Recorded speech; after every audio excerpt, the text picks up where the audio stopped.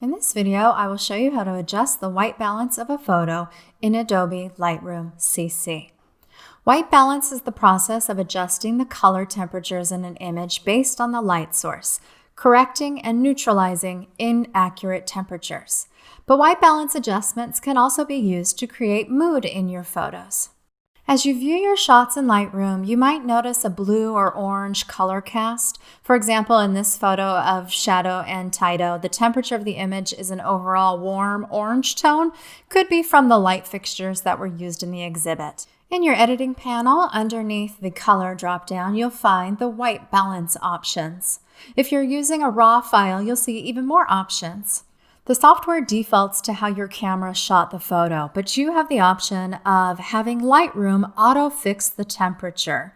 This will neutralize the overall temperature. In this image, it's adding more blue to even out my orange. Blue and orange are opposite one another on the color wheel, so adding more of one will neutralize the other. Or you can customize the temperature of the image yourself using these sliders.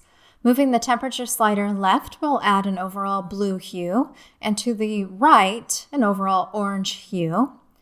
The tint sliders will add more cyan to the left, or more magenta to the right. You can use the sliders to impact the overall mood of your photos, and this can make for some creative and dramatic imagery. Another option you have in this panel is to click on the eyedropper to activate the white balance selector. Then, in your image, click on an object that should be a neutral color.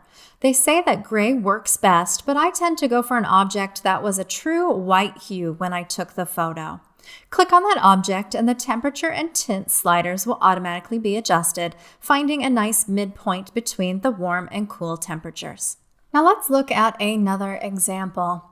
Here I have an image of Winston and Clementine that is a little too blue. So I'm going to use the white balance selector, grab the eyedropper, and then click on part of her white fur.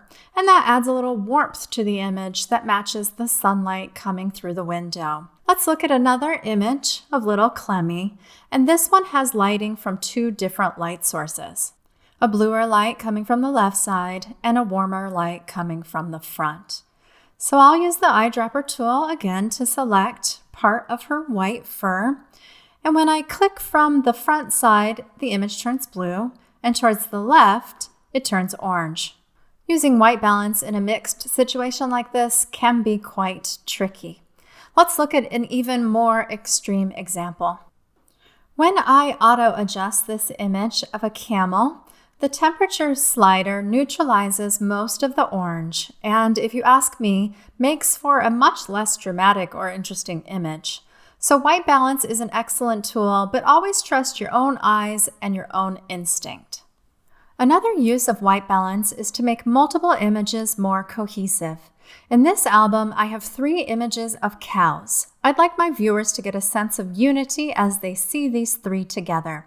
However, the first image has a warmer temperature, the second a cooler temperature, and the third, well, the whites just look pretty dull in my opinion. So I'll start back with the first image and I'll use the eyedropper tool to select some white fur.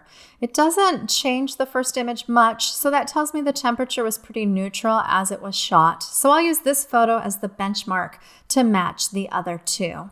The second image has a little too much blue, so I'll use the selector again and it will warm it up. And in the third image, I'm not too sure what I'd like to do. I'm just going to click around on a few different parts of the image that should be white. So you don't have to click on just one part and be done. You can keep clicking until you find the temperature that you're looking for. Then I'll go back and compare it to the other 2. And I see that, nope, this one is too orange. So I'll try again in another spot and then compare one more time. And I think they look a bit more cohesive now, not so jarring for the viewer. So that is how you use white balance to adjust temperatures in an image using Adobe Lightroom CC.